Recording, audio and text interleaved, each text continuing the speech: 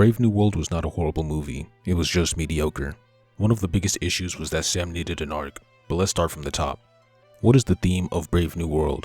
If I'm being gracious, I would say it's people can change. Sam believes that Ross can change and make up for the red in his ledger. Leader doesn't believe people can change, specifically Ross, and wants to punish him for the bad he's personally suffered. In the climax, Sam talks to Red Hulk and allows him to prove that he's changed by standing down on his own. If that's the theme, it's poorly developed. The two beliefs barely compete in the film. Sam doesn't have an arc where he changes from not believing people can change to believing it. The plot doesn't force Sam to deal with evidence that Ross can't change, because most of Ross's bad actions in the story are planned by the leader. Leader and Sam don't really argue about their competing beliefs. It's overall weak, even compared to just Marvel movies. What about Sam's arc? In the first Avenger, Steve didn't really have that strong of a flat arc. There were moments where he followed his ideal rather than following the rules, like when he jumped on the bomb or when he went to save Bucky, but it wasn't an arc that lasted the whole movie and got externalized in the climax. This was his weakest arc. In The Winter Soldier, Steve has a flat arc where he stood in opposition to Nick Fury's ends justify the means perspective on safety. Steve prioritizes freedom and justice over Fury's consequentialist view of protection. In Civil War, Steve had a flat arc where he believed in defending Bucky despite the pressure from Black Panther and Iron Man to bring him in. In Brave New World, what is Sam's arc? In Act 1, Isaiah tells him that he can't trust the president and Captain America shouldn't be working under him. Sam says that this is what the country needs. The competing beliefs are Cap shouldn't work for the government and Cap should work for the government. While watching the movie, I believed that this was the setup for Sam's arc. He would learn to prioritize his American ideals over the wishes of the American president or government. He would do the right thing even if his government was doing the wrong thing. This would be similar to the previous Cap movies, where he fought for something honorable even if everyone was against him. A quote from the creators said that the film's story was about the notion of a guy who believes an ideal, realizing that ideal is not always held up to the same standards by other people, and feeling really betrayed by where the American government has gone. End quote. This supports my theory, however it isn't what happened. Sam had no arc. He never stood against President Ross, because Ross was never willingly evil throughout the film. My idea of Sam opposing the government would require Ross to be an actual antagonist in the story. In the movie, Ross was manipulated the whole time. He didn't actually use the Serpent Society to steal Japan's adamantium. He didn't actually pay them with CIA money. He didn't actually order the pilots to attack the Japanese fleet. He didn't intentionally turn into Red Hulk. All of this was masterminded by the leader. The worst thing Ross did was imprisoning Isaiah after the assassination attempt when there was a possibility that he was mind controlled. This isn't even that bad, because you could argue that there was nothing stopping him from being mind controlled again. For Sam's arc to work, Ross needs to actually be an antagonist, the main one. Ona, the director, drew comparisons to Ford's film, Clear and Present Danger, which features a similar conspiracy involving the president. Using what the director was inspired by creates a clear path for a rewrite. In that film, the president was using the CIA for a covert war against the drug cartel. Putting the CIA in a negative light might be controversial, so you can give Ross his own special forces that are used to carry out ethically gray missions. Maybe it's the Serpent Society. That would be a good way to work them into the plot. Sam would discover this and want to put a stop to it, even though there are major benefits to the shady operations. Leader was an interesting villain, but he's bad for the story because he removes most of the responsibility from Ross's shoulders with his manipulation. As for Red Hulk, he can be kept if the user is fully conscious of his actions, like in the comics. Red Hulk isn't a split personality for Ross in the way that Banner and Hulk are two different people in the same body. Also in the comics, Red Hulk's identity was initially a mystery. In the rewrite, Red Hulk could appear as a member of the unethical special forces. I had two ideas for the mystery. The first is that it's actually Ross, but the story implies that it's someone else in the special forces, like Sidewinder.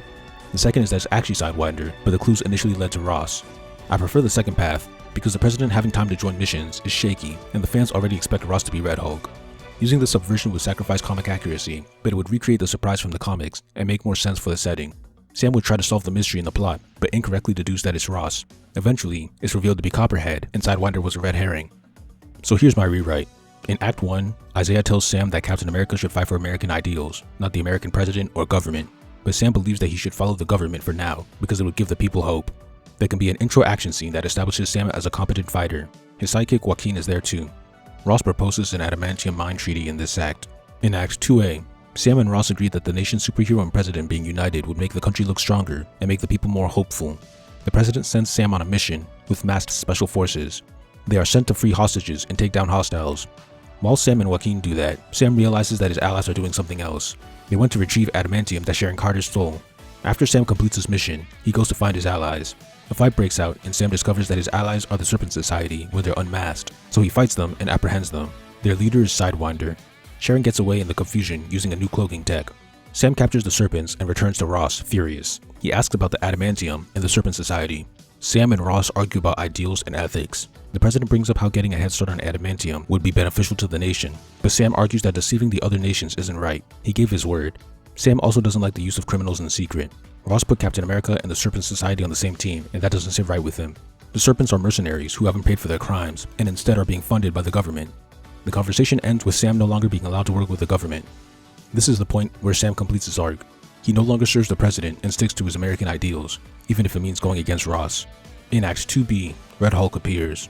Red has mild fire powers and starts stealing adamantium from other nations. Sam fails to stop him, and Red escapes with cloaking tech. His identity is a mystery, and there are a couple suspects, including Ross and Sidewinder. The heroes believe he's working for the US because only their country has experience with gamma radiation to create a Hulk. Sam and Joaquin find Sharon and tell her to call off Red. They believe she's in control of him because they share the same tech. Sharon reveals that her tech is US tech and she got it while working for Ross.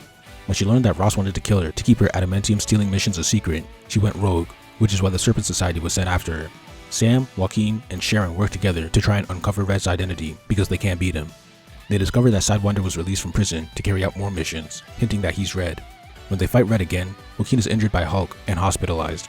In Act 3, Sam finds and defeats Sidewinder, meaning he isn't Red, so he deduces that Ross is Red Hulk and arrests him after exposing his crimes, but Ross denies that he's Red. In jail, Sam tries to bring Ross to his side one last time, but it doesn't work. Red Hulk appears again to cause chaos, proving that Ross isn't him. Sam goes to fight him alone, despite not having a chance. Ross thinks about what Sam said, and about what Betty would want, so he has an arc and decides to side with Sam. He tells Sharon that Red Hulk has a weakness. The angrier he gets, the hotter he gets, and he'll eventually overheat. Sharon can't contact Sam because he's too far away, so Joaquin suits up to relay the message. The two work together to overheat Hulk and trap him in melted adamantium. Red is revealed to be Copperhead. In the resolution, all the stolen adamantium will be recovered by Sam and returned to their respective nations. Ross and the Serpent Society will go to jail, and Ross's adamantium treaty will be passed due to Sam's actions and Ross admitting to his crimes. Here, Sam's character arc would also be the theme. Your allegiance should be to honorable ideals. Now, Sam has an arc, the movie has a thematic conflict, the political thriller genre is actually executed well, the Serpent Society is more relevant, and there's a Red Hulk mystery like in the comics.